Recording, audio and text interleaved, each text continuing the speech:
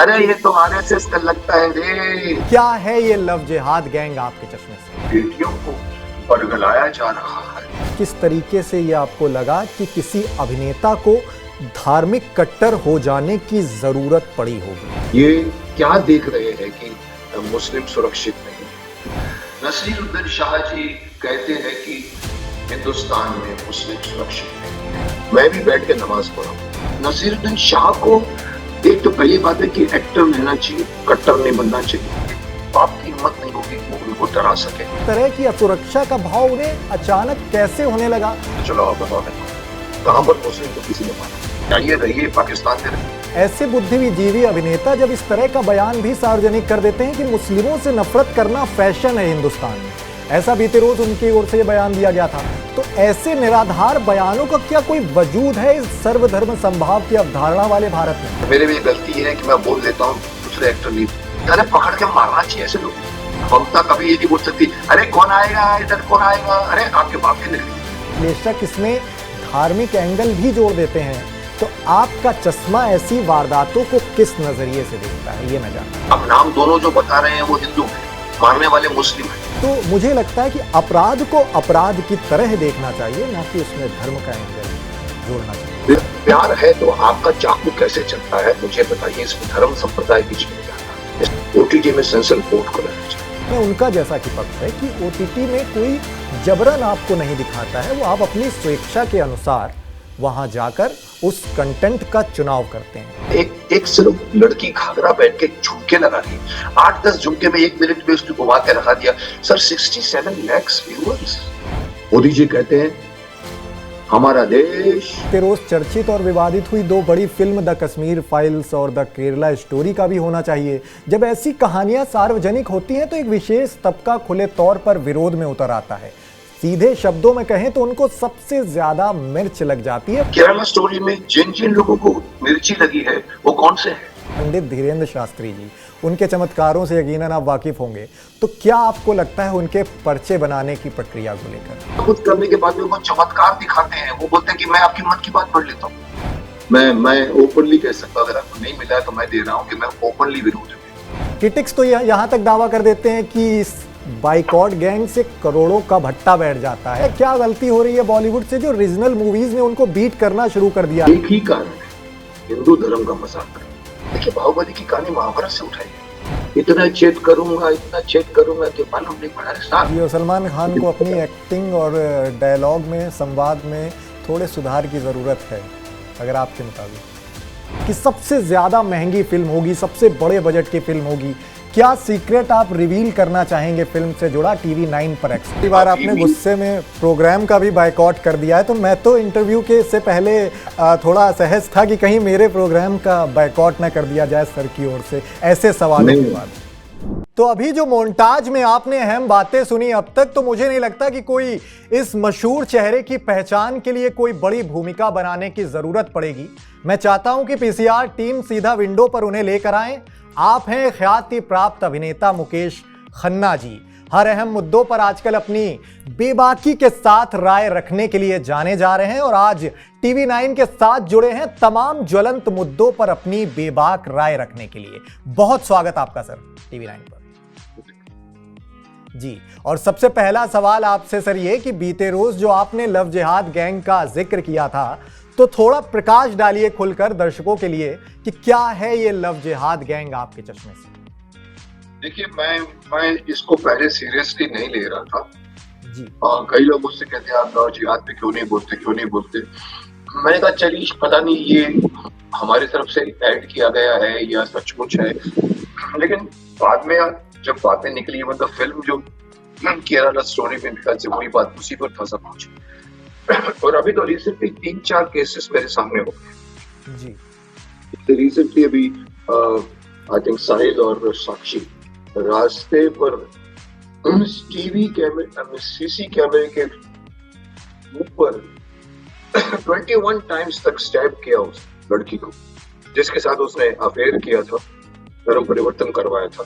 और उसके बाद भी जब वो नहीं मरी तो पत्थर लेकर उसने उसका सिर। इसके पहले अगर आप देखिए वो दर्जी का केस देख लीजिए, खैर उसमें तो लव जिहाद नहीं आता, पर उसके पहले अगर आप देखिए, आप आफ्ताब का देख लीजिए, को श्रद्धा का केस देख लीजिए, ऐसे 3-4 केसेस आए हैं। तो मुझे लगा कि कहीं न कहीं सुनियोजित रूप से हमारे हिंदुओं की बेटियों को बरगलाया जा रहा है। शायद पहले नहीं बताया जाता कि भाई वो मुस्लिम है, मुझे नहीं पता क्या उनकी स्कीम है, बट लड़की लड़की होती है, इमोशनल होती है, फंस जाती है, और उसके बाद में सामने घर के लोगों के सामने उसको मारा जा रहा है।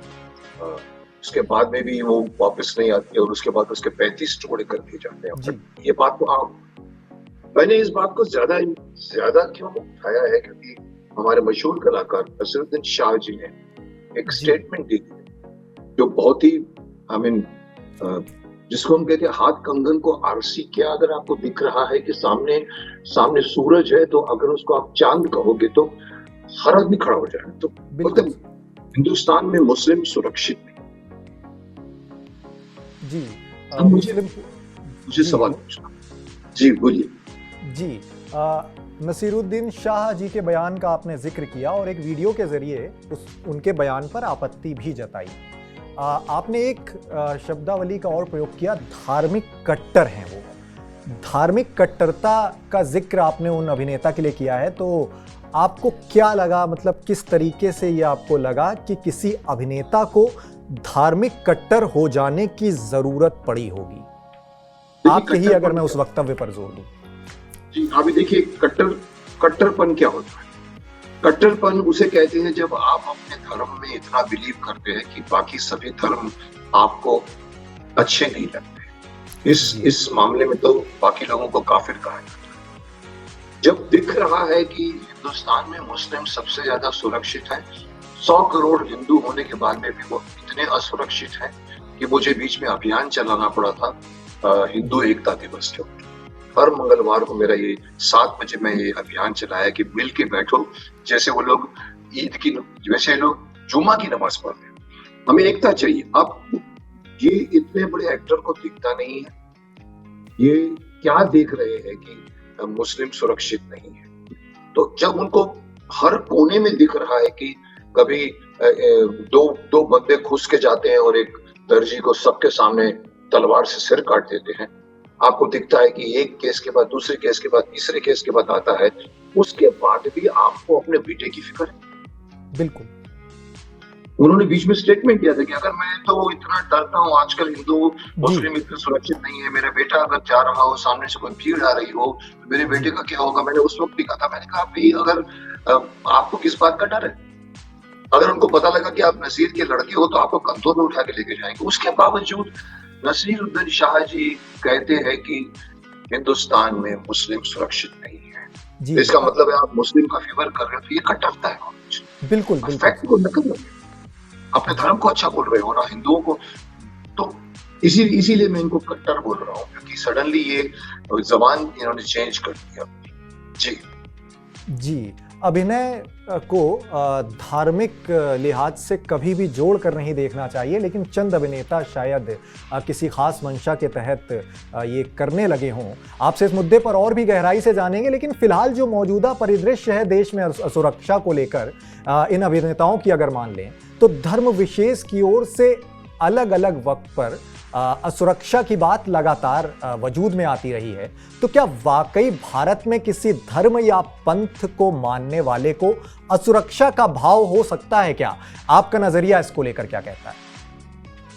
देखिए, जो कुछ भी हो रहा है जी। एक मुस्लिम एक्टर, मैं तो कहता हूं एक्टर की जात नहीं, एक्टर न हिंदू होता है, ना मुस्लिम होता है, ना सिख होता है, ना ईसाई होता है, कि उसको सारे रोल करने पड़ते हैं।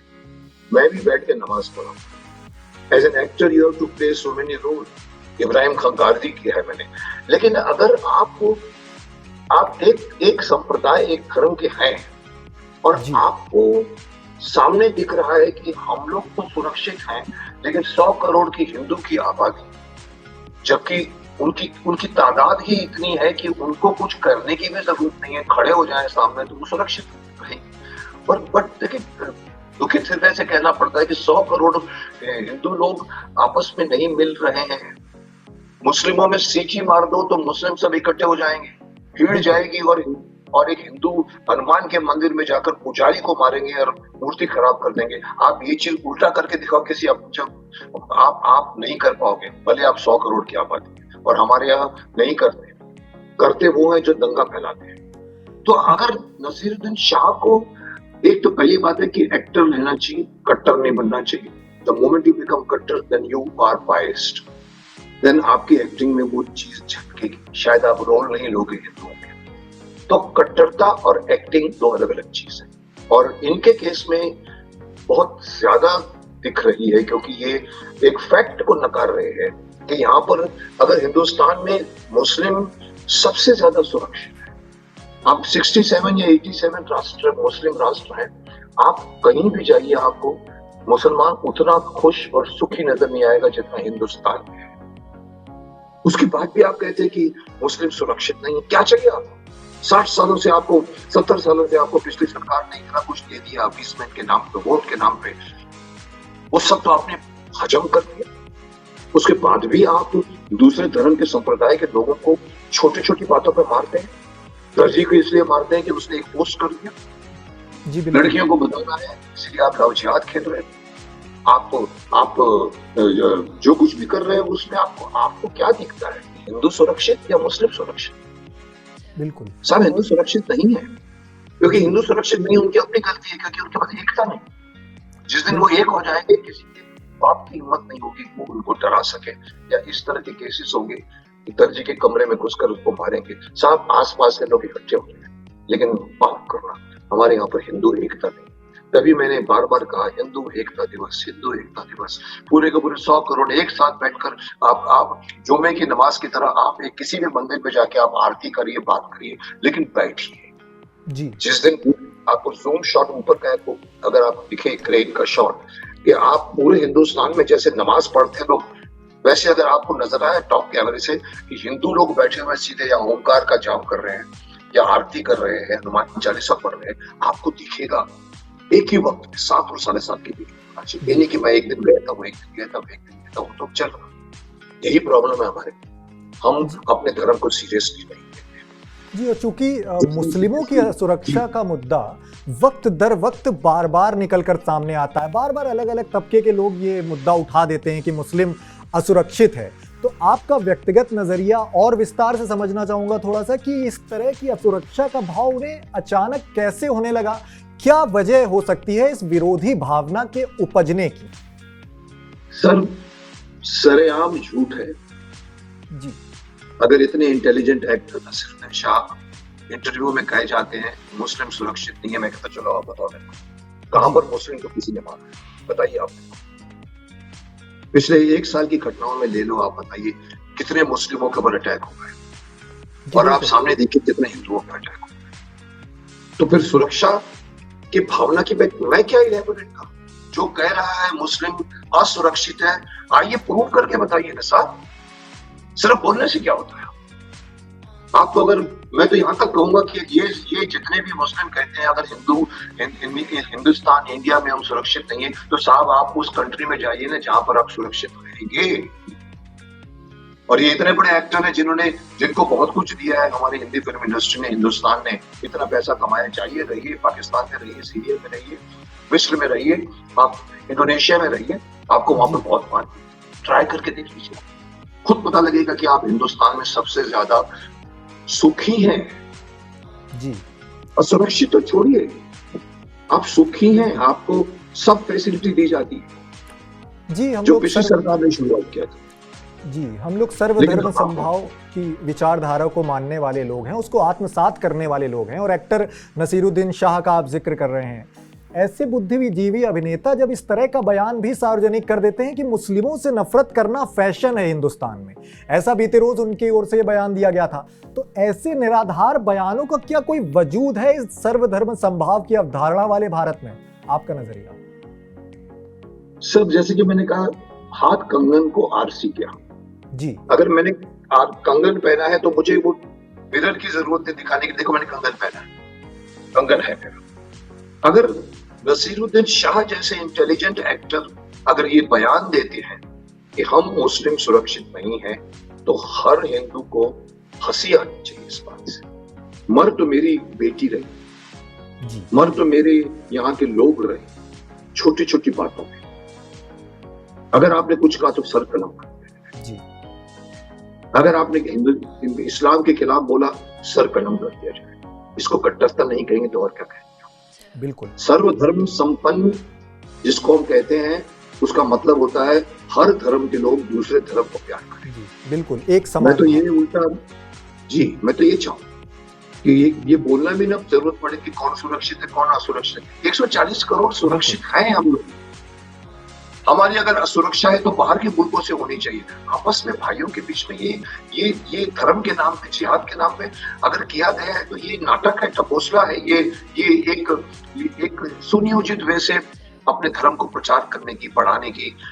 बार बार लोग कहते हैं कि हिंदुस्तान में, मैंने नहीं कहा, ये मैं अपनी स्टेटमेंट नहीं देता, मैं सुनी सुनाई बातें पर भी अपना बयान देता हूँ, क्योंकि मैं कभी ऐसे मामलों में कभी भी मैंने रिसर्च भी नहीं करता। मेरा दिमाग सडनली चलता है कि इस पर मुझे बोलना चाहिए, और मेरे भी गलती ये है कि मैं बोल देता हूँ, दूसरे एक्टर नहीं, मैं बोल लेता हूँ, मेरे को कोई फर्क, काम दो ना तो कोई फर्क। अगर मैं बोल लेता हूँ तो इसका मतलब है कि चीज वहां पर है। अगर हम तो ये कहते हैं कि हमारे देश में सब लोग मिलकर क्यों नहीं रह सकते। आप अपने धर्म में रहिए, हम अपने धर्म में रहते हैं, आप अपना नमाज पढ़िए, हम गीता पढ़ते हैं।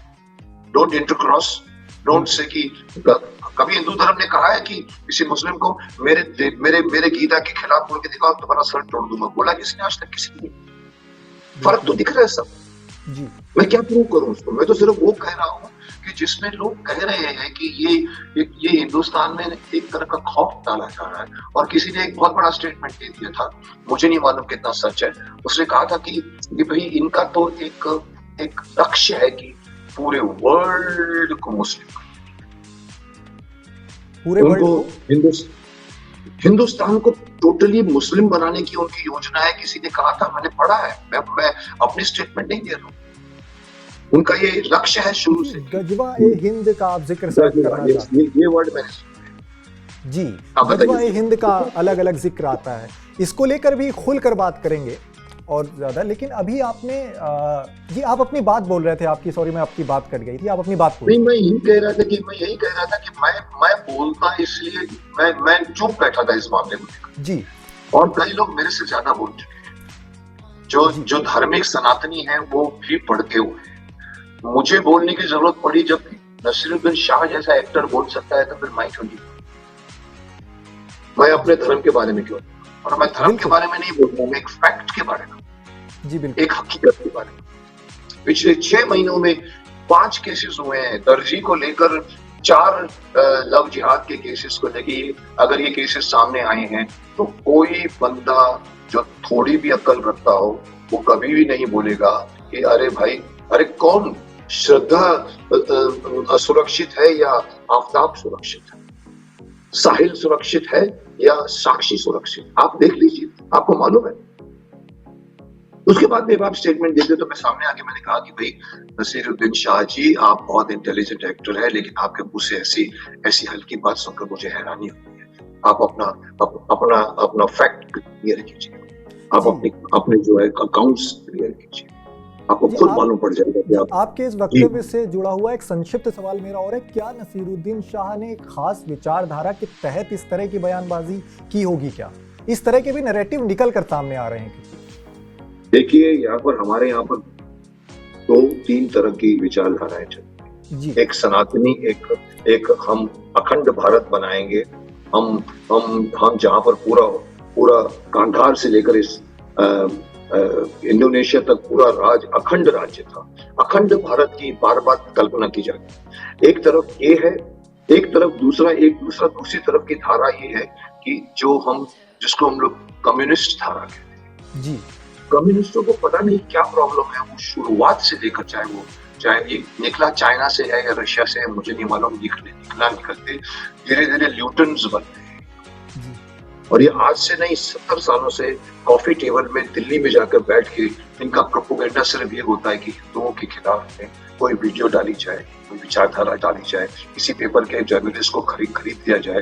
बीबीसी करती है, माफ कर, मैं ओपन नहीं बोल रहा जी।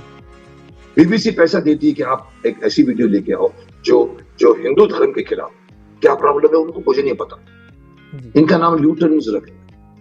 ये ल्यूटन्स हैं जो जिनकी अपनी विचारधारा कि आप करिए, और इनके पास पैसे हैं, फंडिंग है, बाहर से फंडिंग आती है। तीसरी धारा जो है वो है कम्युनिस्ट धारा है, विचारधारा। बस इसके अलावा हमारे यहाँ पर कोई बड़ी चीज नहीं चलती। कम्युनिस्ट कहता है हिंदू खराब है, मुस्लिम कहता है हिंदू खराब है, हिंदू कहता है कि हम अच्छे हैं।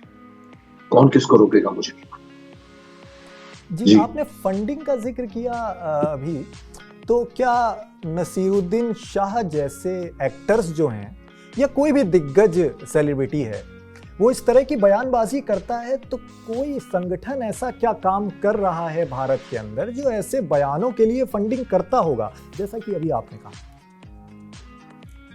देखिए, मुझे नहीं मालूम कि नसीरुद्दीन शाह को फंडिंग की आवश्यकता है कि नहीं है, लेकिन ये बात सालों से मशहूर है कि क्रिश्चियनिटी अपने धर्म को फैलाने के लिए फंडिंग करता था। बिल्कुल। हमारे उस जमाने में जब अंग्रेजों का राज था या मुगलों का राज था, उनको कहा जाता था कि आप हिंदू धर्म छोड़ दीजिए, क्रिश्चियन बन जाइए, हम आपके बच्चों को पढ़ाएंगे, कपड़े देंगे, खाना देंगे। और जितने भी धर्म परिवर्तन हुए हैं वो पैसों के नाम। जी। मुसलमानों के टाइम पे लोग कहते तलवार के नाम शादियां करवाती गई हैं। आज जितने भी मुगल्स के वंशज बैठे हुए जो अपने आप को कहते हैं हम मुस्लिम हैं, अरे आप 4 पीढ़ी पीछे जाइए तो आपको मालूम पड़ेगा कि आपके फादर का नाम धर्मदास था, आपके फादर का नाम तुलसीदास था। क्योंकि कहां से आए ये? बाहर से तो आके यहाँ बसे नहीं, यहाँ पर आके इन्होंने शादियां की। उसके बाद जो बच्चे पैदा हुए हैं वो अपने आप को मुस्लिम कहते हैं, पर वही धर्म परिवर्तन के पहले तो हिंदू थे। आज अगर ये सारे मुस्लिम मान जाएं, क्योंकि बार बार इसी पर चर्चा हो रही है, अरे साहब इवन गांधी फैमिली को मालूम करेंगे तो मालूम पड़ेगा कि उनके बाप के बाप के बाप के बाप ये सब वो मुस्लिम थे। आप इवन मालूम करेंगे कि इवन राजीव गांधी या इवन इनकी गांधी के फैमिली के, नेहरू की फैमिली छोड़िए, आप इवन बात करते हैं इवन ओबेसी के भी, अगर आप पीछे चले जाएंगे, अगर आपको सबको मिलेंगे कि आपका वंशज हिंदू है। मेरा इसमें इतना कहना है कि चलिए अगर ये झगड़ा अगर मिटाना है ना, जैसे मैं कहता हूँ कि ये सारे के सारे मुगल के जो मॉन्यूमेंट्स हैं वो आपको तोड़े तो नहीं जा सकते, नाम तो चेंज कीजिए। औरंगजेब रोड को बदला गया, अभी तक शाहजहां रोड को क्यों नहीं बदला गया है? मैं तो कहता हूँ हिंदुस्तान में जहां पर जिस गली में, क्योंकि गली में नाम जो लिखे गए हैं वो मुगल के आने के बाद लिखे गए, उसके पहले भी उस गली का नाम था। जी, तो नामकरण जो चल रहा है, नामकरण की प्रक्रिया, इसको लेकर कुछ संगठन विरोध में भी उतर आते हैं। क्या आप उस नामकरण के समर्थन में हैं, ऐसा आप कह रहे हैं कि लगातार नामकरण होना चाहिए? मैं पूरी तरह से समर्थन में। इनफैक्ट मैं आज एक पोस्ट डालने वाला था, मेरे दिमाग में आया, एक वीडियो बनाता हूँ और मैं पूछता हूँ, मैं कई बार सोच रहा हूँ कि ये छोटी सी प्रक्रिया हिंदुओं को समझ में क्यों नहीं आती, जबकि हिंदुओं के पास पावर है। 100 करोड़ हिंदू हैं, उनको मालूम है कि हमारे शहर का नाम औरंगाबाद कर दिया गया है, इलाहाबाद कर दिया गया है। आप उसको चेंज करने में किस बात की शर्म है? आप अगेन वोट बैंक का डर है आपको, मुस्लिम वोट नहीं देंगे, अरे साहब छोड़िए उन वोटों को, उसके बदले भी आप जीत सकते हैं। आप करिए। मैं तो एक डालने वाला छोटी सी वीडियो कि मैं परप्लेक्स्ड हूँ, मैं कंफ्यूज्ड हूँ कि क्या नाम होना चाहिए। मैं आपको बोलता हूँ, चलिए ये 10 जगहों के नाम, शाहजहां रोड होगा या आप देखिए गंगा नदी, अगर आप ऊपर से शुरू करें, अगर आप गंगोत्री से तो हरिद्वार तक सब ठीक है, आपको सभी हिंदू नाम मिले, आश्रम मिले, अंबा का मंदिर मिलेगा, शिव जी का मंदिर मिलेगा। आपने ऋषिकेश क्रॉस किया, आपने हरिद्वार क्रॉस किया, उसके बाद में आप रुड़की में आ गए, उसके बाद आप चले जाइए आप बांग्लादेश तक, आपको हर गली में, हर मोहल्ले में हिंदू के साथ मुस्लिम नाम मिलेंगे। ये कहां से आ गए? पहले तो ऊपर से नहीं थे। तो ये उन्होंने इतनी हिम्मत की है, आप वो चले गए हैं। मेरे दादा का नाम अगर रामचंद्र खन्ना था, अगर किसी ने उसका नाम चेंज करके उसको शत्रुघ्न सिन्हा कर दिया है, तो क्या मेरा हक नहीं कि मैं उसको फिर से रामचंद्र खन्ना कहूंगा? क्यों डरता है कि हिंदू? इसलिए मैं एक सजेस्ट कर रहा हूं कि मुझे बताइए ये 10 जगहों के नाम आपके हिसाब से क्या होना चाहिए। मैं पब्लिक का ओपिनियन चाहता हूँ। इस शाहजहां रोड का नाम क्या होना चाहिए? आप ताजमहल का नाम क्या होना चाहिए? बदल दीजिए जी। अमेरिकन में इंग्लिश नेम बदल दीजिए। क्यों याद दिलाया जाता है हमको 2 तरह की गुलामी का, अंग्रेजों की और मुस्लिम की गुलामी को? जी, आपने नामकरण का जिक्र किया, आपने कहा मैं एक पोस्ट डालूंगा, और लोगों का व्यक्तिगत नजरिया जानूंगा कि क्या नाम होना चाहिए। जाहिर सी बात है वो पोस्ट आपकी कुछ मुस्लिम वर्ग से जुड़े लोगों तक भी पहुंचेगी, और अगर वो खिलाफ होंगे तो खिलाफ हो जाएगी। वो ऐसे कमेंट्स बहुत मिलते हैं, अगर वो चाहते हैं कि मेरे किसी पुराने मान्य किसी व्यक्ति का जो मेरे मुस्लिम धर्म से संबंधित रखता है उससे रिलेटेड कोई नाम होना चाहिए, वो सजेस्ट करता है, तो उस बारे में आप क्या कहना चाहेंगे?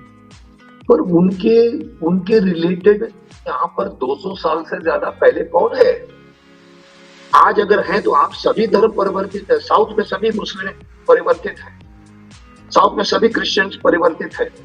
आपकी ओरिजिनलिटी तो नहीं है उसको, तो आप क्या क्लेम करते हैं मेरे बाप दादा का नाम रखा जाए? अरे तुम्हारे बाप दादा के पीछे हमारे परदादा के परदादा भी तो थे ना, और वही ओरिजिनल नाम था। जैसे कि मैंने कहा मेरे परदादा का ओरिजिनल नाम अगर रघुवीर सिंह है तो किसी की ताकत नहीं है तो उसको चेंज करके वो मोहम्मद इल्लाही रोड कर दिया, मोहम्मद इल्लाही नाम कर दिया। जहां मुझे मौका मिलेगा मैं उसको चेंज करूंगा, और आज मौका ही मौका है। मुगल चले गए, अंग्रेज चले गए, इसका खौफ है आपको। और अगर कोई मुस्लिम खड़ा होता है तो वो बायस्ड है, वो लिखता है मेरे को हमेशा लिखते हैं कमेंट में, अरे ये तो आरएसएस का लगता है रे, अरे ये तो मोदी का भगत लगता है रे, अरे इसको तो टिकट चाहिए। व्हाट नॉनसेंस यार। मैं चाहूं तो कल बन जाऊं एमपी एमएलए, मेरे यहाँ शक्तिमान खड़ा, भीष्म पितामह खड़ा, मैं हाथ जोड़ दूं मेरे को वोट मिलेगी, लेकिन साहब मुझे नहीं मिलता है। फिर आप क्यों बोलते हो कि मैं वोटिंग के लिए सब चीजें बोल रहा हूँ? ये मेरा दिल बोलता है, ये मेरा हिंदुत्व बोलता है, ये मैं सिटीजन ऑफ इंडिया बोल रहा हूँ, भारतीय के नाते पे बोल रहा हूँ। जो अखंड भारत था जिसको इन्होंने बिगाड़ दिया है 500-600 सालों से, पहले मुगल ने बिगाड़ा है, फिर अंग्रेजों ने बिगाड़ा है, हमने उनको खदेड़ दिया। खदेड़ा भी ना हो मानो, चले गए, हमको सता के चले गए। अब तो आप स्वतंत्र है, उन सबके नाम को इरेज कर दो। क्यों एलिजाबेथ रोड लिखा जाता आज भी? चेंज करके झांसी की रानी का रोड लिखो। कोई मुस्लिम अगर खड़ा होता है कि नहीं मेरे बाप दादा का नाम दोबारा नहीं दिया जाएगा, आपने तो नाम ऑलरेडी चेंज किया होता, आपको क्यों दिया जाए? उसी को तो हटा दें हम। सो ये आर्गुमेंट बहुत स्टूपिड है। कोई मुस्लिम बोलेगा कि मेरे दादा का नाम क्यों नहीं, मैं भी इधर रहता हूँ। ऐसा आप इधर रहते हैं, लेकिन आप अपने वंशज तलाशिए, आपको मालूम पड़ेगा क्या वंशज आपके हिंदू थे। इसमें कोई बैठ जाए कोर्ट का सामने बैठ जाए और ले ले हिस्ट्री, कहीं सबको तो हरिद्वार में बैठते हैं जो आपके दादा के दादा के दादा का नाम बताते हैं जी। So fact is that India is a Hindu rashtra, इसको हासिल आपको करना होगा।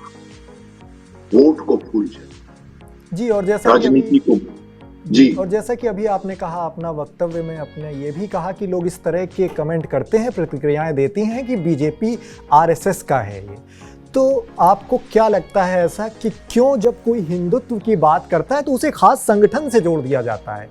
क्या ऐसी विचारधारा जायज है देश में? नहीं, पर ये ठीक विचारधारा है। बीजेपी आरएसएस से निकला हुआ है।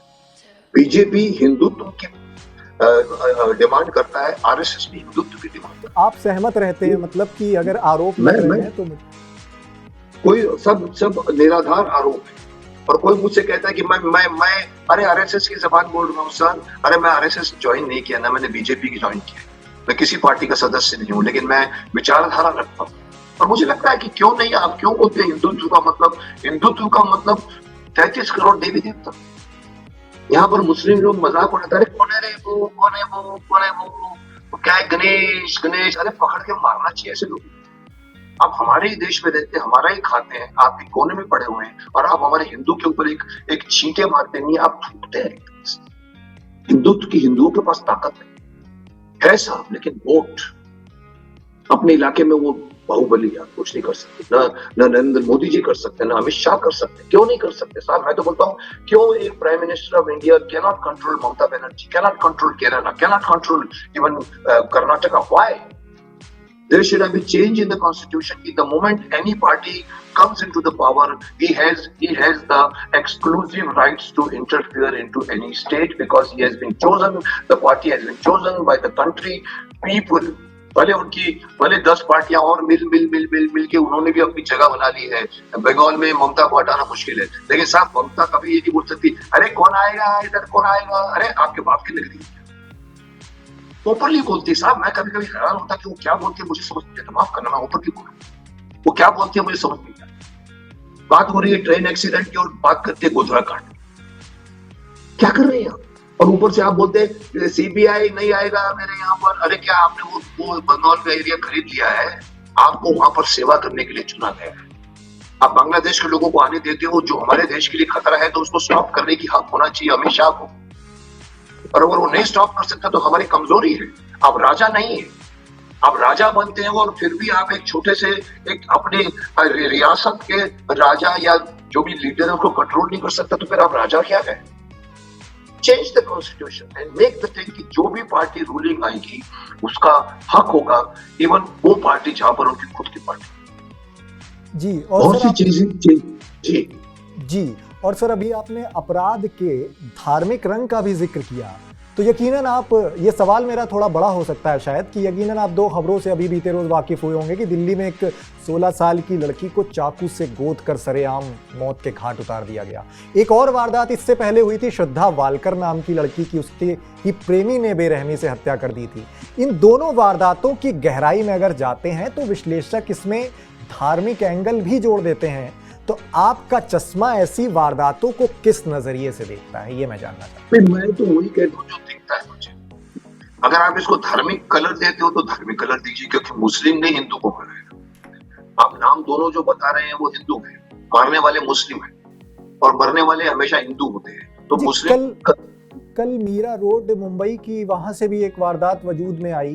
दोनों हिंदू पक्ष के थे। उसने कुकर में शवों को, अपनी प्रेमिका के शवों को टुकड़े करके, तो वो दोनों हिंदू थे।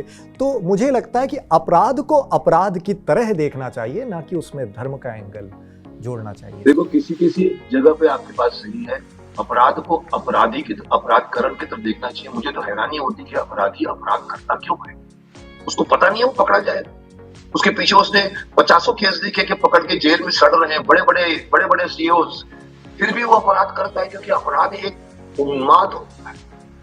आप जो बता रहे हैं मीरा रोड का केस, उसको मैंने भी स्टडी किया है जी। वो एक विक्षिप्त पुरुष का केस है जो अपनी पत्नी को मार के भी उसके बाद में उसकी तस्वीर खींची कि कहां कहां पर उसको घाव लगे हैं, और फिर वो स्टेटमेंट देता है कि मैंने वो फोटो इसलिए खींच के रखी, मेरी याददाश्त थी।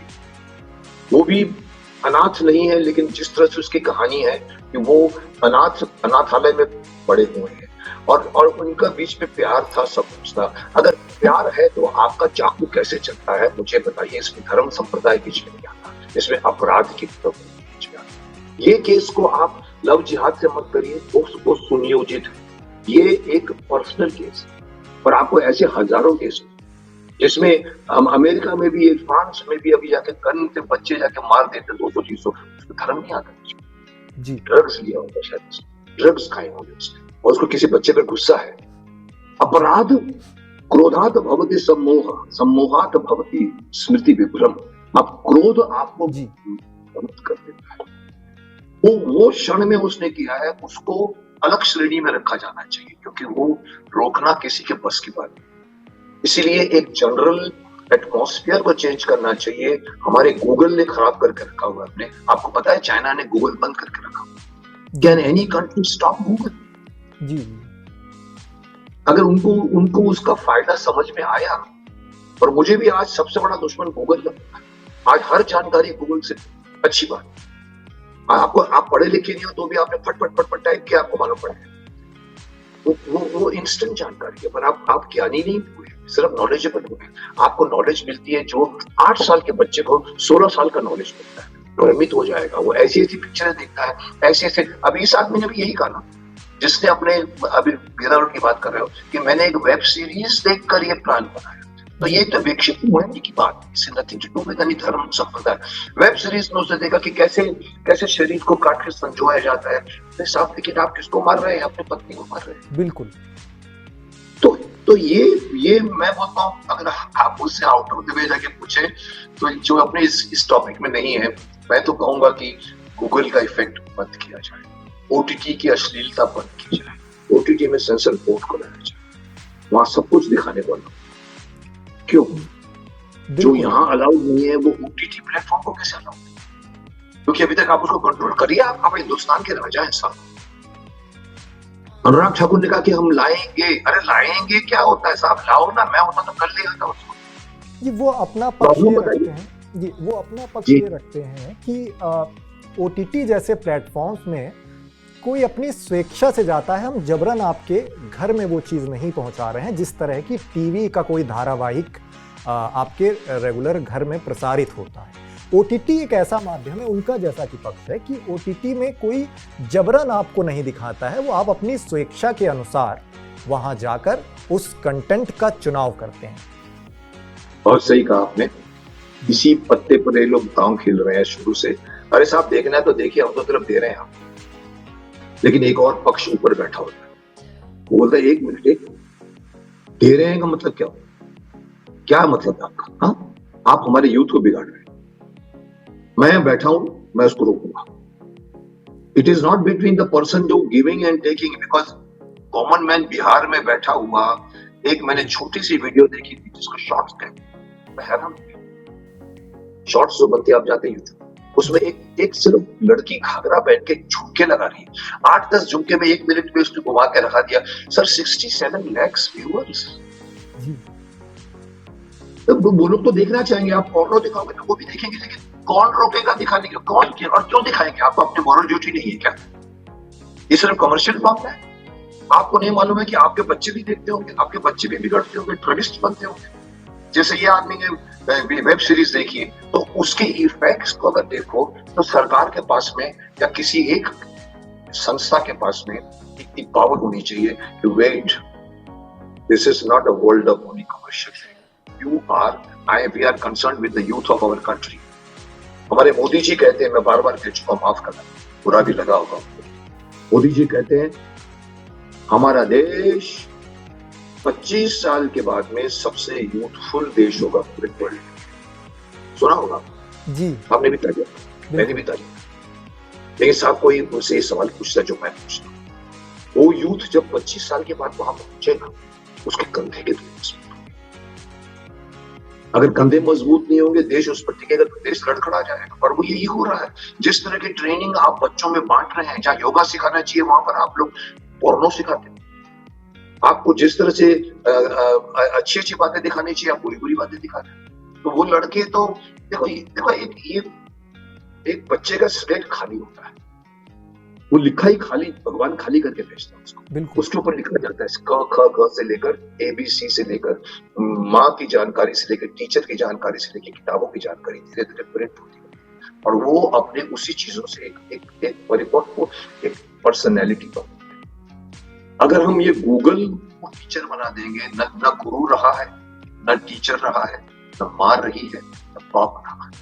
एक बच्चा मोबाइल का फोन लेकर अपनी गर्लफ्रेंड के साथ बैठकर बीच में बैठता है और फिल्में देखता दिन भर, वो धीरे धीरे अपने दादा दादी के नाम लेता है, क्योंकि he is not spending any time at home at all.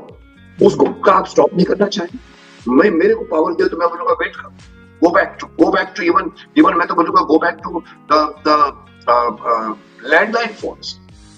जब हम भागते थे, मनाली से नीचे आता था मैं कुल्लू में कि मुझे फोन करना है STD, 80 किलोमीटर गाड़ी चला के आते थे और एक बूथ में जाके फोन करते थे। अच्छा था वो समय। नहीं साहब, अभी तो सब कुछ हमारे हाथ में है। सर, आपका ये बयान जब एयर जाएगा तो लोग इस तरह की बातें भी करने लगेंगे आपके विरोधी कि तकनीक के विरोध में है मुकेश खन्ना जी, तकनीक के विकास के। देखिए, प्रगति का मतलब ये नहीं है कि आप कितने अमेरिकन बने हैं या कितने फ्रेंच बने हैं या कितने जर्मन बने हैं, आपने कितने मिसाइल बना ली है या आपके पास कितने मोबाइल्स आ गए हैं या आपने कितने तरह तरह की गाड़ियां खरीदी है। प्रगति उसको नहीं कहते। उन सब के नाम पे अगर आपका माइंड कलुषित होता जा रहा है, बिगड़ता जा रहा है, तो उस प्रगति को मैं नकार दूंगा। लोग कहते हैं सर आप तो बोलते 500 साल, मैं कहता 500 साल पीछे रहे। अरे साहब कैसे बात कर रहे हैं, हमारे जितना कुछ है उसका क्या हुआ? अरे साहब लेकिन उसने क्या आपको कुछ एक स्ट्रॉन्ग इंसान बनाया? आप बताइए कौन सा यूथ आज बैठा हुआ जो 69 लाख की व्यूअरशिप सिर्फ झुमका देखने के लिए करता है? वो लड़का क्या क्या नहीं करते होते, या वो लोग जिन्होंने देखे हैं। आप ऐसी वाहियात चीजों को रोकिए। वो कौन सा प्लेटफॉर्म था बीच में जो 1 मिनट का टिकटॉक था, मैंने उसका विरोध किया। टिकटॉक में आप कुछ भी डालते और स्टार भी बन गए, लेकिन सब टिकटॉक में आप कुछ भी डाल के अश्लीलता भी डालते हैं, कौन रोकेगा? सब there has to be some मापदंड की प्रगति सिर्फ प्रगति अच्छी नहीं होती साहब। प्रगति के साथ में देश की संस्कृति कंधों पर आनी चाहिए। आप कंधों में अगर देश की संस्कृति को लेकर नहीं चलोगे तो आप कितने भी बड़े प्रगतिशील हो जाओगे, आपका पतन हो जाएगा। लिख लो जी। और सर, चूंकि आपके पास भी सीमित वक्त है तो कुछ और अहम सवालों की ओर बढ़ते हैं सर। तो कुछ आपके वक्तव्य की अगर मान लिया जाए, जैसा कि आपने अभी अपना कीमती वक्तव्य रखा कि लव जिहाद जो है वो सोची समझी साजिश के तहत अंजाम दिया जाता है देश में, तो आपको क्या लगता है कि कौन सा ऐसा संगठन काम करता है देश में जो इस खास मिशन को हिंदुस्तान की गली गली में उतारने के लिए काम करता है? आपकी व्यक्तिगत राय। आप ही ने वो वर्ड यूज किया, गजवा। क्या बोलते हैं गजवा? गजवा ए हिंद। ये सर, ये तो प्रोसेस का नाम है, इनकी एक विचारधारा है गजवा ए हिंद। उसको लेके अलग अलग नैरेटिव हेडलाइन बनते हैं। जिहाद क्या उसका पार्ट नहीं हो सकता? जी, मैं संगठन जानना चाहता हूँ कि कौन संगठन। आप लव जिहाद में एक हिंदू लड़कियों से मुस्लिम पुत्र पैदा कर रहे हैं, आप मुस्लिमों की आबादी बढ़ा रहे हैं, आप लड़कियों का धर्म परिवर्तन कराते हैं, आप हिंदू की आबादी नहीं बढ़ाना चाहते, अपने मुस्लिमों की आबादी बढ़ाना चाहते हैं, तो क्या ये गजवाए हिंद इसमें नहीं आता?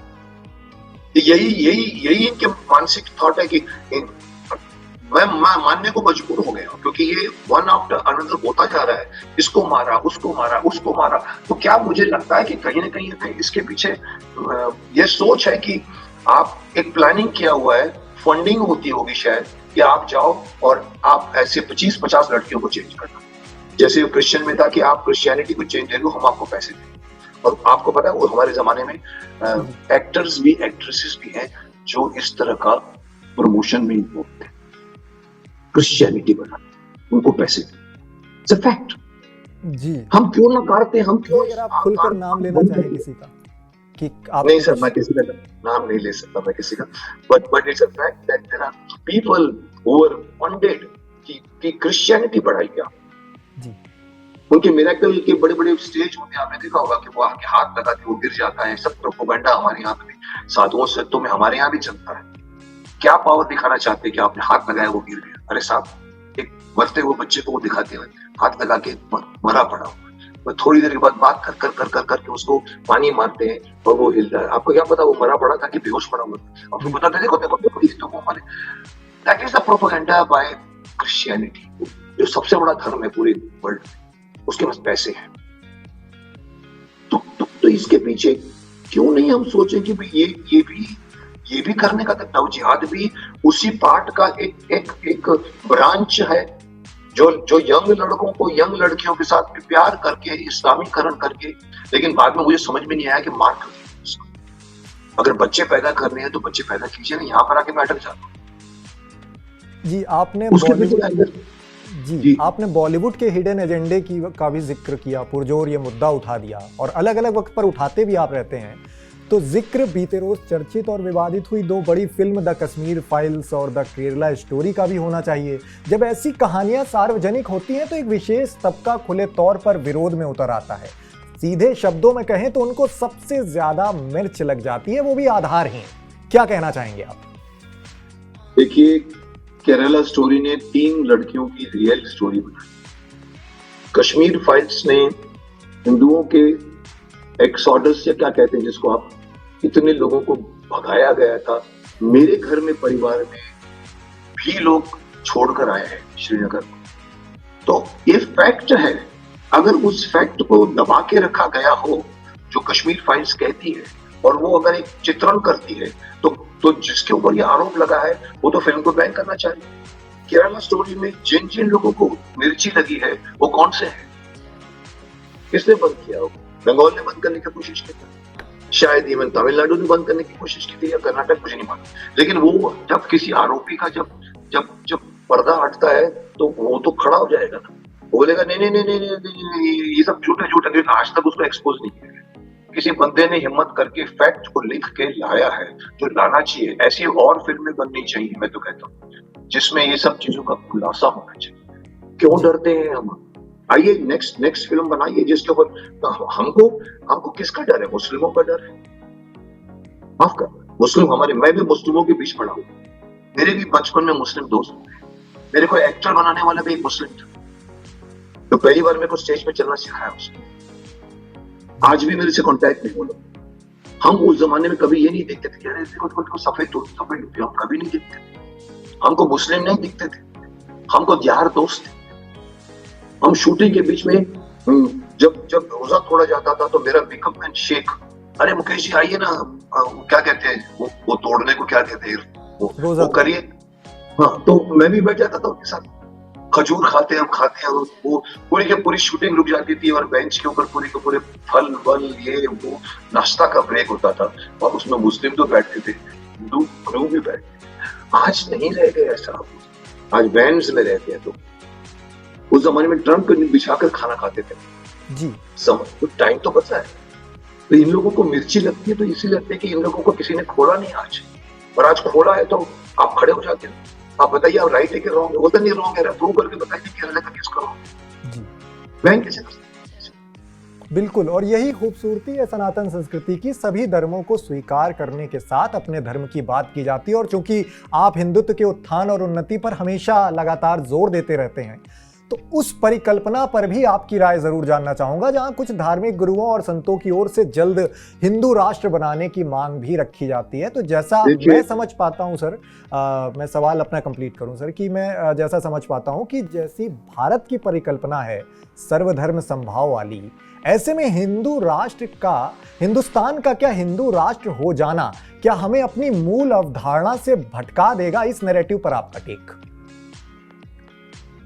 देखिए, जैसे कि मैंने आपको कहा कि मुझे एक्सपीरियंस हुआ है जी, मैंने हिंदू एकता दिवस साल भर पहले शुरू, कई लोग ज्वाइन करते, सर हम जाते हैं बैठते हैं, तो मैंने कहा इससे कुछ नहीं, मेरे बोलने पर 5 लाख बैठे, 10 लाख बैठे, 100 करोड़ की बात है। मैंने आह्वान किया था संतों जी, मैंने कहा साहब आप आगे आइए, वो टीवी पे अनाउंस कीजिए, एक दिन पूरा राष्ट्र मंदिर में जाके बैठेगा, टाइम ये से ये, दिन ये से, उनका शुक्रवार है, रोजा नमाज पढ़ते हैं, हमारा होगा आरती पढ़ने का, लेकिन एक दिन एक time.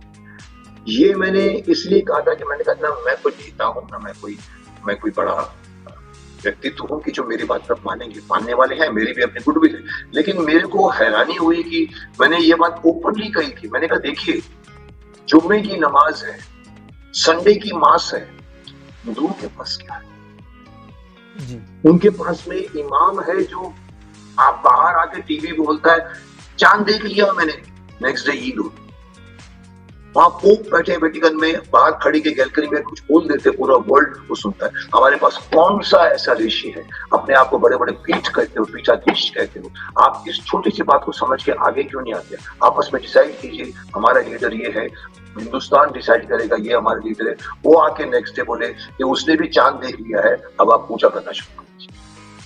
We need that particular support from the Sant and साधु समाज जो मुझे नहीं मिल रहा है। मुझे शिकायत है मुझसे। हम सनातन धर्म को हम हिंदू राष्ट्र करने की परिकल्पना करते हैं, लेकिन आगे आने वाले योद्धा कौन है?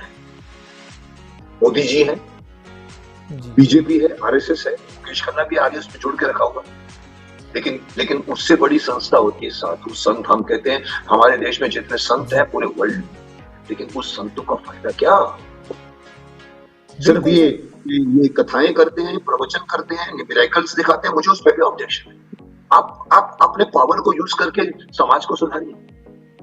जी बिल्कुल, संत और धार्मिक गुरुओं का जिक्र हुआ, तो जिक्र उनके चमत्कार का भी होना चाहिए। कुछ धर्मगुरु आजकल धर्म प्रचार की आड़ में चमत्कार का दावा भी करने लगे हैं, भविष्य भूत बता सकने का दावा करने लगे हैं। तो आपका नजरिया धर्म, ईश्वर और चमत्कार को लेकर जरूर जानना चाहूंगा। देखिए, मेरा ये नजरिया बहुत साफ है, मनुष्य हमेशा चमत्कार है। एक बार एक फिल्म बनी थी ओ गॉड, जिसमें बहुत ब्यूटीफुल फिल्म बनी थी, साइलेंट, अपना ब्लैक एंड व्हाइट के जमाने में। गॉड नीचे आता है, हैट पहनता है और 11 नंबर का चश्मा पहनता है और कोट पहनता है, और वो बोलता है तुम कैसे गॉड हो सकते हो, और मेरे को कैसे चूज किया? पता नहीं, मैं चाहता हूँ कि तुम लोग गॉड गॉड गॉड कहते लेकिन मानते तो उसमें उसने एंड में बताया था, वो कहता अगर अगर अगर अगर ऐसा है कि तो गाड़ी में बैठे दोनों बात कर रहे हैं कि मेरे को क्यों चूज किया। बोलता मैंने इसलिए चूज किया कि तुम बताओ लोगों को जाकर कि मेरे नाम पे पैसे कमाती हो लेकिन करते कुछ नहीं। तो वो बोलता है अगर मैं कैसे मानूं कि तुम भगवान गॉड, कोई चमत्कार करके दिखाओ। तो वो हंसता है, बोलता तुम लोगों को यही शिकायत है कि तुम लोग चमत्कारों में बिलीव करते हो। एक बार मोसेस के टाइम पे मैंने समुद्र को पूरा का पूरा मैंने चीर दिया था। हम लोगों को वो आदत पड़ी है मिरेकल दिखाओ, अब वो क्या करता है, गॉड उसके आगे कहानी बनाता हूँ, बोलता है मिरेकल चाहिए तेरे को बोला, ऐसा कुछ हाथ ही करता तो बारिश होनी शुरू होती गाड़ी की, जी वो तो अरे अरे अरे अरे, और बाहर देखता तो सूखा है, वो तो लेकिन अंदर तो पानी है, बाहर क्यों नहीं है, बोलता तुमको पानी चाहिए, बाहर वाले को तो नहीं चाहिए ना। इसी this is the proof of the fact कि हम लोगों को जो मरेकल दिखाने में ना, ऐसे आपने भूभूति करके सामने ला, अरे ये तो इसके अंदर तो चाबी आ गई, वो अपने घर की चाबी दे देगा उसको लूट, मैं इसको लूट। आप मेरेकल दिखाकर अगर कुछ चीजें हासिल कर रहे हैं तो आप कमर्शियल हैं, आप साधु नहीं। आप पैसा कमा रहे हैं और आप यहाँ पर हजारों लोग बैठे हुए हैं, आप नाचते हो और पैसा मिलता है, आपको फंडिंग मिलती है, तो आप साधु नहीं है। साधु जो होता है ना, वो हिमालय में बैठता है, वो नहीं बताता कि मुझे सिद्धि मिली, वो हेल्प करता है चुपचाप। जी सर, आपने बहुत खूबसूरत उदाहरण दिया एक फिल्म के जरिए, लेकिन मैं खुले तौर पर अब इस सवाल पर आता हूँ और ज़्यादा गहराई में जाता हूँ कि इन दिनों एक चर्चित धर्मगुरु हैं पंडित धीरेन्द्र शास्त्री जी, उनके चमत्कारों से यकीनन आप वाकिफ होंगे, तो क्या आपको लगता है उनके पर्चे बनाने की प्रक्रिया को लेकर? सर देखिए, जब पहली बार वो आए थे ना, आपको तो मालूम है, मेरी आंखें कान खुले थे, मैं बोल गया था, मैंने कहा ये अनदर एंट्री हुई, is he one of the old people और इज ही रियली गुड, मैंने वो लिखा था। मैंने कहा ये भी उन लोगों के बीच में से जो पुराने काम कर चुके हैं, चाहे वो बापू जी हो, चाहे इसके अलावा कोई निर्बल बापू हो जो ककड़ी खा लो तो ठीक हो जाता है, तो मेरे को लगा ये उसी में से है। लेकिन बाद में मेरे को लोगों ने इतना मेरे को विरोध किया, अरे साहब ऐसा क्यों बोलते हैं आप, एक बार उनको मिलकर तो आइए, अरे वो लोग मिलकर आते हैं, नानक दुखिया संसार, मैं क्यों जाऊं, मुझे कोई दुख नहीं है तो मैं खुद निपट लूंगा, क्यों जाके पर्ची दूंगा कि मुझे बताओ आप। देखो मैंने कहा आगे कुछ चमत्कार चाहिए, और ये जो बागेश्वर धाम मशहूर हो गए, लाखों लोग अच्छा बोल, I appreciate he's talking about सनातन धर्म, I appreciate उनके चमत्कार पर कुछ सर, उनके चमत्कार पर कुछ आप अपना नजरिया रखें। मैं वही बोलने जा रहा था जी, कि इतना कुछ करने के बाद वो चमत्कार दिखाते हैं, वो बोलते हैं कि मैं आपकी मन की बात पढ़ लेता हूँ, वो सामने बैठा बोलता अच्छा तुम मुझसे सवाल पूछना चाहते, चीनी में यही प्रूव हुआ कि मनोवैज्ञानिकों के लोगों ने कहा अरे साहब तो हम भी कर सकते हैं, ये यहाँ पर ये हमारे बैक में जिसको हम लोग बिग ब्रेन होता है हमारे पीछे का, और वो उजागर करो तो आपको एक्स्ट्रा चीजें मिलेंगी। अगेन प्रूव हो गया कि this is can be done by anybody and you are impressing everybody by saying आओ बैठो, अच्छा आप ये पूछना चाहते, अरे महाराज आपको तो मेरे बारे में सब कुछ मालूम पड़ गया, फिर एक पर्ची लिख कर रखो, पर्ची आती है लोग करते हैं, अच्छा आप ये करो वो करो। अब मुझे देखिए, मैं एक छोटी सी बात इसके ऊपर मिलाना चाहता हूँ, पहले बहुत बोल चुका था, हमारे यहाँ टीवी चैनल वाले कभी कभी मंदिरों को कवर करते हैं, ये चमत्कार है या हकीकत है, हम बताने की कोशिश करेंगे। आपने देखा होगा ऐसे प्रवचन मंदिर में घुस जाते हैं, बताते हैं, वहां पर उन्होंने एक नंदी बैल को रखा था, मशहूर जगह है वहां पर, और लाइन में हजारों की लाइन में खड़ी हुई है, और वो टीवी कैमरा में बता रहे देखो वो लोग यहाँ पर आते हैं और देखिए वो उनके कान में जाकर कुछ बोलते हैं नंदी बैल, और चले गया। दूसरा आता है कान में चला गया। अब पत्रकार ने पूछा, जर्नलिस्ट ने, ये अब क्या करते हैं, बोलते नहीं इनको कुछ भी कान में बोलो ना आपकी मनोकामना पूरी हो जाए। देखो कितना चमत्कारी मंदिर है। मैंने कहा वेट, आपने इनको तो पूछ लिया, 6 महीने के बाद घर पे गए उनको पूछने के लिए कि आपने जो कुछ माना था वो मिला, that part is never shown, that part is never, then how the hell you say कि वो चमत्कार, वो तो सिर्फ आप लोगों ने मंदिर को पॉपुलर करने के लिए भी किया होगा। सर आप उदाहरण के जरिए काफ़ी खूबसूरत अंदाज में बता रहे हैं, लेकिन मैं अपने कुछ शॉर्ट वीडियोस के लिए आपसे एक रिएक्शन निकलवाना चाह रहा हूं बार बार कि आप समर्थन में हैं कि विरोध में हैं ऐसे चमत्कारों को लेकर, जो कि मुझे मिल नहीं पा रहा है। मैं ओपनली कह सकता हूं, अगर आपको नहीं मिला तो मैं दे रहा हूं कि मैं ओपनली विरोध हूं। मैं इन सबको ये कहना चाहूंगा कि ये सब सभाएं बंद कर दो। ये लोग, मैं भी एक आश्रम में बैठा हूं जिनको जेल में डाल दिया गया है, आके नाचते थे, क्या है आप कृष्ण है और भगत है, अरे और लड़कियां औरतें खड़ी हो जाती है, अरे खड़े क्यों होते हो आप, नाचते क्यों।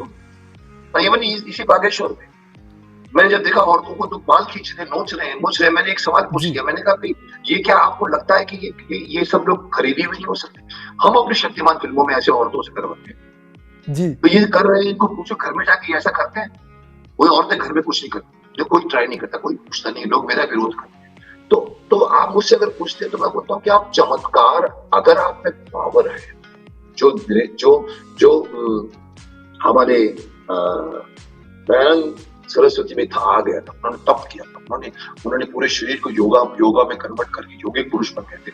वो उन्होंने समाज को सुधारा, गलत परंपराओं को खत्म किया, जिंदगी बीती। आप लोग वो करो ना, क्यों बताते हो कि मेरे पास लाख भगत है, और जब उनके पास लाख भगत होते तो आपको मालूम क्या फायदा उनका होता है? पॉलिटिशियन उनके पैर पर, वो लाख वोट तो मेरे को मिले, तो वो सच्चा है कि नहीं सच्चा है उसके ऊपर और लगा देते, अरे वो तो दंडवत जाके बड़े बड़े नेता बैठे हुए। अरे साहब, लेकिन उन्होंने किया क्या है? एक चमत्कार दिखा के समाज का एक इंच भी ठीक किया है उन्होंने।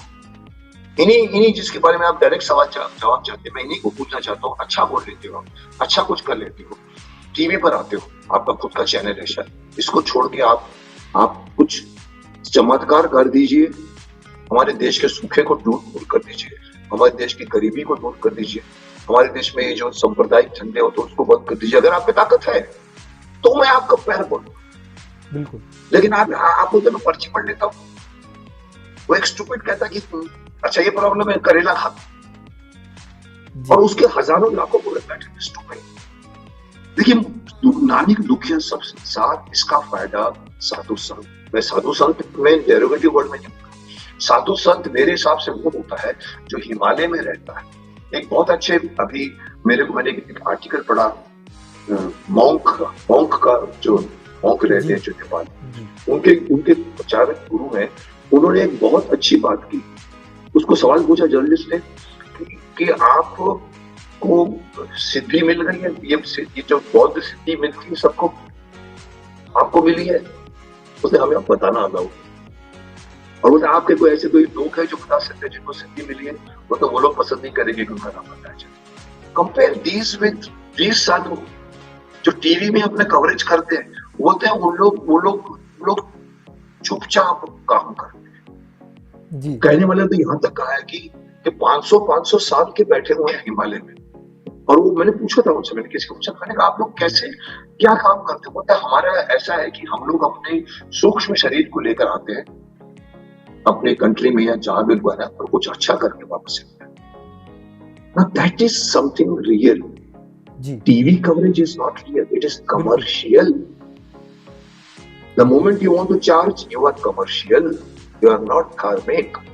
आप फ्री करके देखिए, कोई बोलेगा मैं फ्री करता हूँ, अंदर मालूम करी हूँ कि आंकड़े मालूम करी तो फ्री नहीं हूँ, तो इसका मतलब है आपकी कलुषित मंशा है। तो इसलिए मैं कहूँगा कि मैं तो इनका ओपन नहीं दूंगा, इसको छोड़ के कुछ वो करिए जो आपको करना चाहिए देश में। जी, काफी बेबाक राय रखी आपने संतों के चमत्कार इसी के लिए बदनाम है। जी बिल्कुल, और इसीलिए आप याद भी किए गए हैं और याद किए जाते रहेंगे आप समर्थकों के बीच में। और एक बॉलीवुड से जुड़ा अहम सवाल आपसे और जरूर जानना चाहूंगा। आजकल अलग अलग फिल्मों के रिलीज होने के ऐलान के साथ जी मैंने कहा आखिरी सवाल है कि और बहुत सारे हैं जी, कुछ चंद संक्षिप्त 4 सवाल और, मुझे लगता है 4 से 5 सवाल और आपसे जानना चाहूँगा, क्योंकि आपकी राय जो है वो एक समाज में एक अच्छा संदेश देकर जाती है। तो इसलिए मैं कुछ अलग अलग मुद्दों पर आपसे राय जानने की कोशिश कर रहा हूँ, और 4-5 अहम सवाल आपसे और हैं। मैं समझ सकता हूँ आपके पास थोड़ा कीमती वक्त है, लेकिन अच्छा मैंने खाना खा लिया, क्योंकि कभी-कभी मैं खाना खाए बगैर इंटरव्यू देता हूँ, फंस जाता हूँ। आप बताइए कुछ। जी, मैं ये जानना चाह रहा था कि एक अलग अलग आजकल फिल्मों के रिलीज होने के ऐलान के साथ एक खास तरह का बाइकॉट गैंग भी एक्टिव हो जाता है। क्रिटिक्स तो यहाँ तक दावा कर देते हैं कि इस बाइकॉट गैंग से करोड़ों का भट्टा बैठ जाता है, ये बाइकॉट गैंग करोड़ों का भट्टा बैठाने में सक्षम है। क्या सोचते हैं आप इस बाइकॉट गैंग को लेकर? बाइकॉट गैंग कई जगहों पर लाजमी समझी जाएगी, जैसे कि अभी अगर एक फिल्म में राम के चेहरे बदल दिए हैं, रावण के चेहरे बदल दिए हैं, हनुमान के चेहरे बदल दिए हैं, पूरा हिंदुस्तान खड़ा हुआ तो खड़ा होना चाहिए। आप मेरे राम कृष्ण की शक्ल नहीं बदल सकते, वो समझ में आए।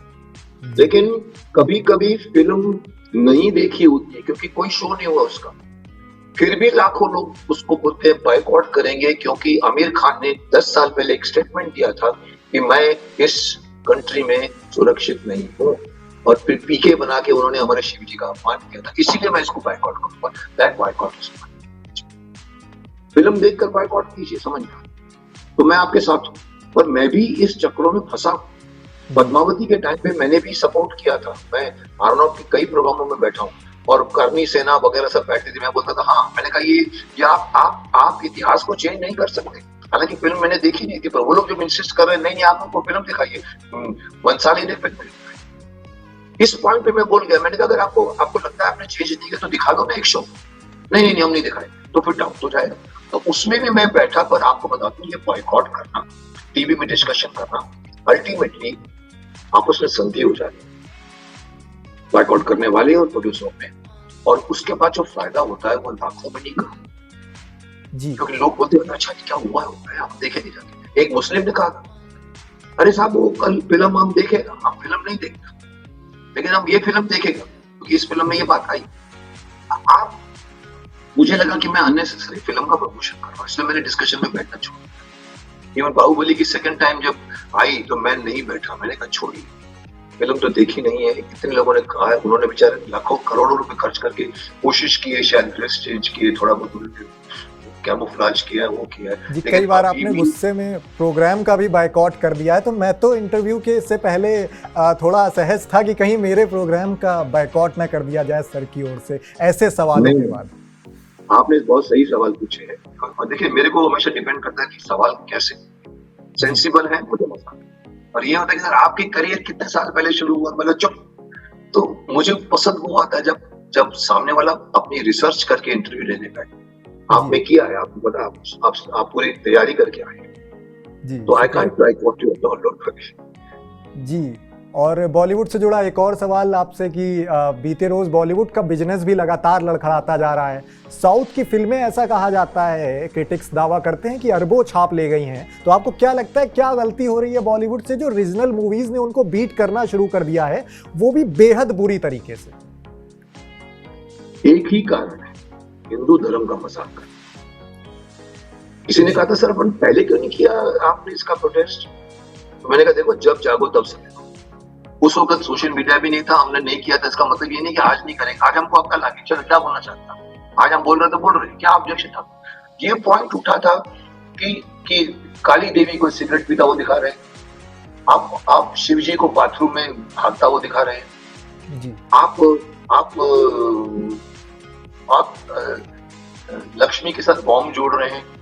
It became too obvious to take advantage of the Hindu धर्म, जिसको इन्होंने सॉफ्ट पंच मार दिया था। वहां मुझे कमर्शियल बात नजर आई कि प्रोड्यूसर के आपस की योजना होती है। अरे क्योंकि मैं क्यों बोल रहा हूँ कि आप मुस्लिम के खिलाफ एक भी सीन डाल के दिखाइए, मारने दौड़ेंगे हम लोग, आप नहीं करते। सिखों के खिलाफ करके दिखाइए, मारने दौड़ेंगे नहीं करेंगे। हिंदू करते रहे सॉफ्ट टारगेट, उसको करो है करेंगे, चिल्लाएंगे, मुकेश खन्ना जैसा लोग बोलना शुरू कर देगा, हजारों नहीं लाखों करोड़ क्योंकि बाद में अल्टीमेटली कोई होता है सेटल। इनका यही लक्ष्य है कि हिंदू धर्म के लोगों के बारे में करो जो उस जमाने से शुरू हुई थी। और वो कहते उस जमाने में क्यों नहीं बोला, आज बोला है, आज हिंदू जाग चुका है। आज मे बी मेरे जैसे लोगों के बार बार बोलने से, औरों के बोलने से हिंदू धर्म बोलता हाँ भाई तो आप हमारे शिव जी का अपमान कर रहे हैं। पीके में समझ में नहीं आया उनको, फिल्म चला दी उन्होंने, आज उनको पीके दिख रहा है क्योंकि ये वही आदमी है जो वो सरदार की कौन सी फिल्म में जाके बन के आया है, राज सिंह चड्ढा। अब उनको लगा कि इसके अंदर भी गड़बड़ किया, हालांकि उस बेचारे ने कुछ भी नहीं की और उसकी फिल्म फ्लॉप बनता है।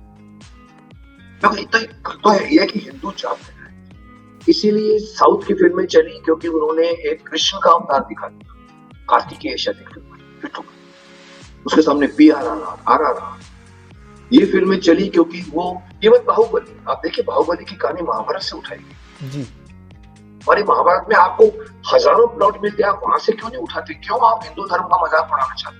आप हिंदू धर्म का मजाक उड़ाना छोड़ दो, कोई टच नहीं करेगा आपको, कोई बॉयकॉट नहीं करेगा। आप मत दिखाइए क्योंकि ये एक तरह की दुस्साहस दिख रहा है मेरे को, जो इनको खत्म करना पड़ेगा, इनको इनकी फिल्म को फ्लॉप करना पड़ेगा। तब आगे वाला बंसो पड़ेगा, नहीं यार ये हिंदू भी अभी मुस्लिम की तरफ कट्टर हो गए। मैं हो ना कट्टर नहीं यार, हिंदू अपने धर्म का आदर करो। ये तो निरादर हो रहा है साहब, कोई हमारे धर्म की कोई ये छोटी मोटी मिस्टेक भी नहीं करते। आप सीधा अटैक कर रहे हो, काली के ऊपर एक सिगरेट दिखा कर। जी करके देखिए मुस्लिम के खिलाफ में कटने शुरू हो जाएंगे सब, हिम्मत नहीं करते। इसमें क्या दिखेगा आपको? कमर्शियल एंगल ही दिखेगा। जी एक सॉफ्ट पंच को उन्होंने यूज करके अपनी फिल्म बनाई है ताकि कंट्रोवर्सी उठे। वो चाहते हैं कंट्रोवर्सी उठे, उनको मालूम है ये कंट्रोवर्सी उठेगी तो मोर पब्लिसिटी। जी। और उनको डर नहीं है कि बॉयकॉट भी कर सकते। अच्छी कहानियों की भी कमी और किरदारों की कमी, अभिनय की कमी एक बदलते वक्त के साथ, ये भी एक बड़ा मुद्दा हो सकती है। डेफिनेटली कहानी चलती है, कहानी नहीं हो तो भीष्म पितामह नहीं बनता। जी कहानी सबसे पहले किसी एक्टर को एक्टर किरदार बनने के लिए कहानी चाहिए, तो कहानी के ऊपर मेहनत नहीं करते, वही रिपीट पार्ट 2 सेकंड 2 कर लेते हैं। अरे कहानी पे काम कीजिए साहब, writer should be most paid. यहाँ पर पहले स्टार साइन जो एक फिल्म के बजट का 65 से 70% खा लेता है, क्या बनेगी फिल्म? जी अगर 150 करोड़ की फिल्म है और अगर 60 करोड़ 70 करोड़ अगर अक्षय कुमार लेके चला जाता है तो फिल्म कितने 90 करोड़? यू कांट से कि 150 करोड़ की film. Star should reduce this unnecessary, उनको हाथों हाथ दिया जा रहा है। मेरे पास अक्षय है, स्टोरी लिखो। सलमान खान है, स्टोरी लिखो। अरे साहब पहले जंजीर की स्टोरी बनी थी 8 एक्टरों पर, उनके अमिताभ बच्चन के पास आई। सलीम जावेद ने 10 बाउंड स्क्रिप्ट की थी तो सुपर डुपर हिट हुई, चाहे दीवार हो चाहे वो कोई भी उठा लो फिल्म, वो स्क्रिप्ट बाउंड थी। इनसे अक्ल नहीं आती तो आज भी कहानी नहीं ढूंढते। कहानी जैसे आपने सही कहा, कहानी हो, परफॉर्मेंस हो, एक्टर अच्छा हो, ऑनेस्टी हो, फिल्म चलेगी ही चलेगी। लोग भूखे हैं, ऑडियंस को अच्छी फिल्में चाहिए, जी वो मजबूर है। जैसे मैं एक बार चिल्ड्रन फिल्म का चेयरमैन था, मैंने कहा था कि आज का बच्चा चाहता है कि उनके लिए चिल्ड्रन फिल्में बने। हर बच्चे का ड्रीम होता है कि उसके लिए खास फिल्म बने। आप लोग बनने नहीं दे रहे, आप लोग थिएटर में नहीं जाते, फेस्टिवल में घुमाते। और वो बच्चा क्या देखता है? इतना चेत करूंगा कि मालूम नहीं पड़ा। साहब ऐसे डायलॉग वो बच्चा सुन रहा है जिसको नहीं सुनना चाहिए होता है, और वो क्या करेगा? कंटेंट तो है नहीं, माँ बाप के साथ जाएगा तो कोई दिखेगा। So again you are right, अच्छा स्क्रिप्ट, अच्छे डायलॉग्स, अच्छे कंसेप्ट, और ये जब अच्छा होता तो बुरे से बुरा एक्टर भी अच्छा होता, क्योंकि उसको सब आधार दे। एक बड़े से बड़ा एक्टर वीक स्क्रिप्ट में गिर जाए। शाहरुख खान की फिल्में 2 हफ्ते में रिलीज हुई थी एक जमाने में। पहले हफ्ते में डिजास्टर हुई थी एक फिल्म, शायद विदेव या पता नहीं, जिसके अंदर मल्टीस्टार फिल्म। मैं उधर देख रहा था आउटसाइड इंडिया में, हम लोग आधे में छोड़ के। वही शाहरुख खान का next week Dil Wale Dulhania, you are like this. Shahrukh is not the king, story is जी पे to the writer more than the star. जो बिल्कुल साउथ में होता है, बॉलीवुड में होता है, पहले स्क्रिप्ट बनती है फिर एक्टर साइन। यहाँ पर एक्टर साइन होता है और स्क्रिप्ट। इसीलिए कोई ये बड़ी बात नहीं है कि साउथ की लोगों की फिल्में अचानक क्यों चली। एक तो सबसे बड़ी बात है, उन्होंने इंडियन नेस को नहीं छोड़ा, इंडियन नेस के ऊपर स्टोरी रखी है और फिर उन्होंने काम किया है स्टोरी के। चाहे बाहुबली हो, चाहे RRR हो, चाहे पुष्पा हो। आप देखिए उसके पीछे कंधारू कौन सी थी जो कनाडा की फिल्म, कांतार, उसमें भी देखिए इंटरवल तक समझ में नहीं आएगा। इंटरवल की बात में जो उठी है उसने रीजनल को उसने कहानी बना दी। अगेन साउथ वाले मेहनत करते हैं। साउथ में मैंने देखा है, मैंने भी काम किया, विश्वामित्र किया है, मैंने भी एक तेलुगु फिल्म एक ही की है। वहां मैंने देखा है dedication is in the cast of. Garu बोलते हैं डायरेक्टर को, डायरेक्टर आकर तो खड़े हो जाते हैं। यहाँ पर एक्टर सुप्रीम और डायरेक्टर सुप्रीम, वहां पर वो लोग इज्जत से करते हैं। एक सिटी मारो तो पूरे को पूरे जितने भी एक्स्ट्रा लोग होते हैं, एक्टर्स या डांसर्स, भाग के आ जाते हैं। यहाँ ढूंढते हैं तो उधर मोबाइल कर रहा है, कोई उधर खड़ा हुआ है, कोई खड़ा हुआ है। हमारे में कोई डेडिकेशन नहीं है जो साउथ पर है। और ये बहुत देर के बाद वो फैक्ट सामने आया, सही टाइम पे आया, क्योंकि उनको ऑस्कर पे भी उनको नॉमिनेशन लोगों ने नोटिस, और सामने लोगों ने हिंदी फिल्म को देखा, वाहियात कर रहे हैं, हमारे धर्म के खिलाफ बोल रहे हैं। ऐसा पहले भी बोला गया, पहले वो तो उस वक्त आपको नहीं था दिमाग में, सब अभी हम जाग गए और उनका हक है जागने का। इसीलिए हिंदी फिल्में फ्लॉप होनी शुरू हुई टू सर्टेन एक्सटेंट। सिर्फ एक पठान आई और चल गई, क्योंकि film a good film is a good film. चाहे वो शाहरुख की फिल्म हो या ना हो, पर वो फिल्म में उसने सब भरा जो भरा था एक साथ, इसीलिए फिल्म चली, अदरवाइज वो भी बाइकआउट की कगार में। जी, और सलमान खान को अपनी एक्टिंग और डायलॉग में, संवाद में थोड़े सुधार की ज़रूरत है, अगर आपके मुताबिक। नहीं नहीं देखा, उसकी एक स्टाइल है बोलने की, अच्छा मुझे पर वो उसकी एक स्टाइल बन गई और बहुत बहुत बहुत कुछ क्यूट दिखता है। उनकी पुरानी फिल्मों देखिए, और एक लड़का जो फौजी में टीवी करके आदमी हुआ, उसके अंदर बात थी और उसको फिल्में मिलती गई एक के बाद एक, बाजीगर से देखिए, इसलिए वो एक्टर स्टार बन गया। लेकिन एक जगह पे आके थोड़ा ओवर कॉन्फिडेंट हो गया, माय नेम इज खान बना दी उसने, और ये कर दी, इमेज गिरा, कुछ स्टेटमेंट दे दिए उसने भी, जो पब्लिक जान गई। जी, इसीलिए शाहरुख खान अच्छा एक्टर होते हुए अच्छा थी। जी, आखिरी सवाल। जी जी जी, वेरी आखिरी गुड, अहम थैंक सवाल यू। आप। ये वर्ड सुन के खुशी हुई। आखिरी सवाल बोलिए। जी, मैं भी कृतार्थ हूँ कि आपने अपना कीमती वक्त दिया, और आखिरी सवाल आपसे आपके उस किरदार को लेकर जानना चाहूँगा जिसने आपको देश दुनिया में स्थापित किया था।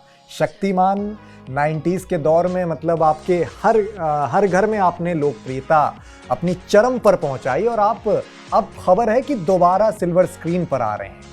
अब तक की सबसे बड़े बजट की फिल्म लेकर आ रहे हैं। ऐसी भी खबरें हैं कि सबसे ज्यादा महंगी फिल्म होगी, सबसे बड़े बजट की फिल्म होगी। क्या सीक्रेट आप रिवील करना चाहेंगे फिल्म से जुड़ा, टीवी 9 पर एक्सक्लूसिव? मैं उतना रिवील करूंगा जितना मुझे रिवील करने का हक है। देखिए, ये फिल्म बना रहे हैं Sony International, not Sony India, जिन्होंने स्पाइडरमैन, उनके साथ कॉन्ट्रैक्ट करना ही अपने आप में बहुत बड़ी बात है। एक एक वर्ड्स के ऊपर 10-10 घंटे डिस्कशन, क्योंकि आजकल हर चीज के राइट्स, उसको होते हुए मैं 2 बार मिठाई खा चुका हूँ। हो गई, ये हो गया, मेरे को मिठाई खिला दी गई, लेकिन कौन इसके क्रू मेंबर्स होगा, सीक्रेट रखा हुआ अभी तक, और कहा गया मुझे कि आप किसी को नहीं, और वरना मैं तो पागल हो गया हूँ, क्योंकि मेरे को तो आप समझ सकते हैं, पूरा देश पूछ रहा है, अरे साहब आप कहते थे 2 साल पहले शक्तिमान आने वाला है, सब आया ही नहीं सर, आप तो दिखते हैं सर, अब मैं क्या बताऊँ। फिर मैंने अभी एक अपने जग्गू दादा के जैकी श्रॉफ के इंटरव्यू में मैंने बात थोड़ी खुलासा की। मैंने कहा साहब, ये छोटी फिल्म है, 200-300 करोड़ की एक फिल्म है, इसीलिए इसकी अंदर हर बात बड़ी लेवल की। मैं आपको इतना बताऊं कि आ रही है, कब आ रही है आप ही होंगे उसमें। जी, उसके ऊपर भी बहुत बड़ी कंट्रोवर्सी भी नहीं बोलूंगा, लेकिन बहुत बड़ा सवाल है। लोग कहते हैं सर शक्तिमान तो आपको ही होना चाहिए, क्योंकि मेरी इमेज इतनी बड़ी हो गई थी कि देश का बच्चा 7 साल का, 6 साल का, 8 साल का, आज 30 साल का हो गया, बच्चे पैदा करके बाप बन गए, आज भी वो कहते हैं आपने हमारा बचपन बनाया था। वो शक्तिमान जो आज भी उतना ही आइकॉनिक है जितना 97 में था, तो उसको बार बार मेरी इमेज को क्रॉस करना बहुत डिफिकल्ट है। इसलिए मैंने एक बार स्टेटमेंट दे दिया था कि सोनी वालों के लिए कंपटीशन अवेंजर्स नहीं हो जी, क्योंकि शक्तिमान अवेंजर्स के हर सुपर हीरो से पावर, सब ताकतें उसमें जो किसी के पास है। आयरन मैन के पास आयरन है, ऊपर से आया है क्रिप्टन प्लेनेट से, इसलिए उसकी ताकत है। हमारा शक्तिमान पंचभूतों से, वो उंगली करता है तो रेज कर, आंख करता है तो रेज कर, ठीक कर सकता है, बुरा कर सकता है, दीवार में घुस सकता है, काट सकता है। वो जो है, वो इतने बड़े पावर का, उसको कोई अवेंजर्स का कोई खतरा नहीं। कई बार लोग कहते हैं सर आप अवेंजर्स के साथ मिलकर शक्तिमान, मैंने कहा छोड़ो, उनको बोलो मेरे साथ मिलकर फिल्म। इतनी कॉन्फिडेंस है मेरे को शक्तिमान की, मैं 1000 एपिसोड और बना सकता हूँ, मेरे पास अभी भी इतना कॉन्टेंट है। ये तो मैं क्या, मुझे अभी रिस्ट्रिक्ट हो गया कि मैं, और मैं ओपनली मैं बोल गया था, मैंने कहा देखिए इन लोगों के पास कंपटीशन अवेंजर्स नहीं है, देश का। जी सर, बहुत शुक्रिया टीवी 9 के साथ जुड़ने के लिए, अपनी बेबाक राय रखने के लिए। जी, आप थे हमारे साथ मशहूर अभिनेता मुकेश खन्ना जी। तमाम अहम मुद्दों पर बेबाकी के साथ अपनी राय रखी। हमारी शुभकामनाएं आपकी सभी भविष्यगामी योजनाओं के साथ हैं। हम आशा करते हैं कि आपकी हर योजना समाज हित में होगी। मैं प्रियंक वाजपेयी, शुक्रिया, नमस्कार।